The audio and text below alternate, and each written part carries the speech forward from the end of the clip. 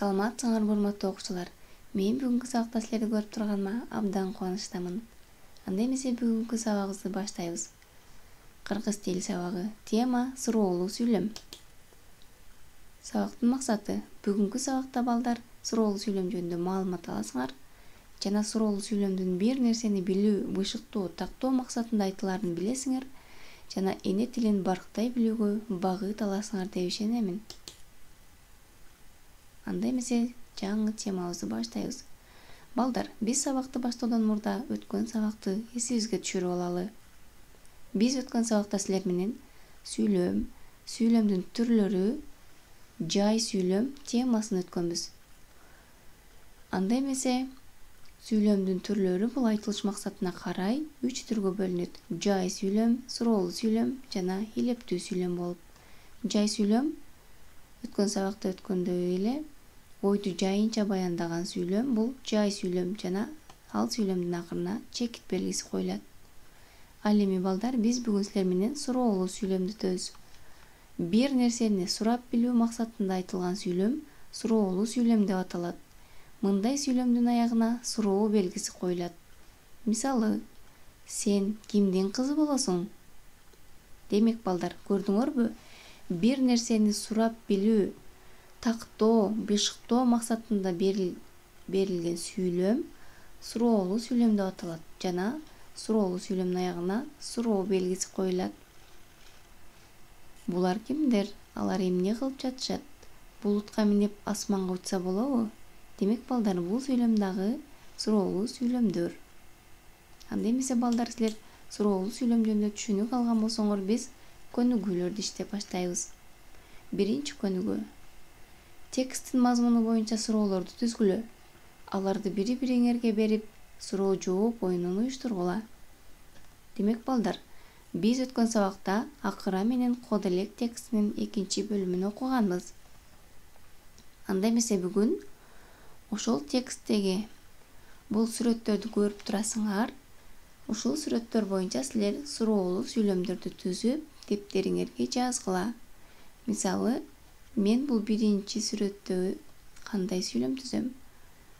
Код элек акырага эмне деп сүйлөп жатты экен деген бул суроолуу сүйлөм болду. Мен ушундай сүйлөм түздүм. Ал эми силер дагы өзүңөр калган сүрөттөргө суроолуу сүйлөмдөрдү түзүп, дептериңерге жазгыла. Анда эмесе экинчи көнүгүү. Тексттен суроолуу сүйлөмдү таап, туура жана таза кылып көчүрүп жазгыла. Эми мен кантем? Ар кимдин өзүнө жараша моюну болорун түшүндүңбү? Узун моюн эмне үчүн керек экенин билдиңби?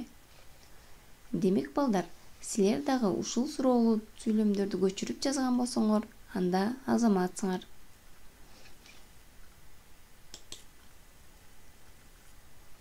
Анда эмесе балдар, мен силерге эс алуу көнүгүүсүн тартуулаймын.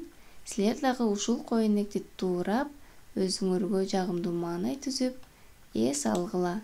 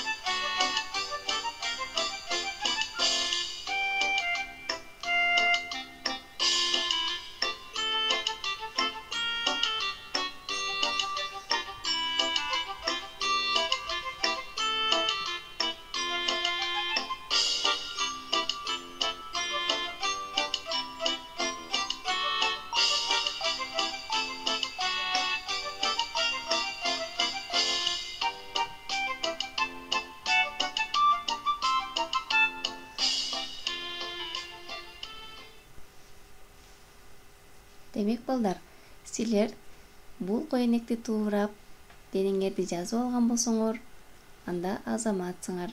Анда биз сабагыбызды улантабыз. Үчүнчү көнүгүү. Сөздөн сөз жараткыла.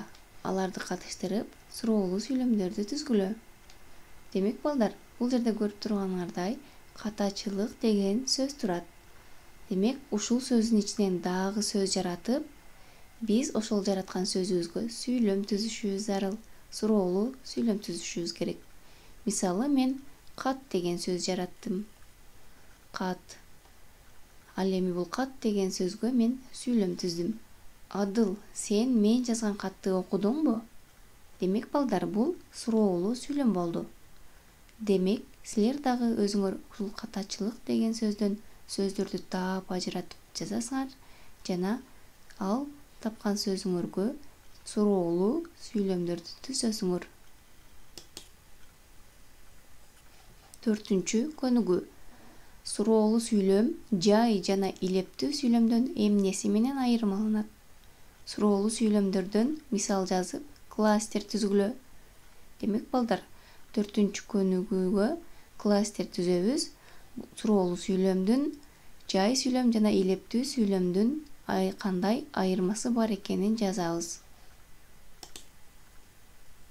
Ушуну менен, балдар, силерге тапшырма бул көрүп турган сүрөттөр боюнча жай жана суроолуу сүйлөмдөрдү түзгүлө. Анда эмесе, баарыңарга ийгилик каалайм.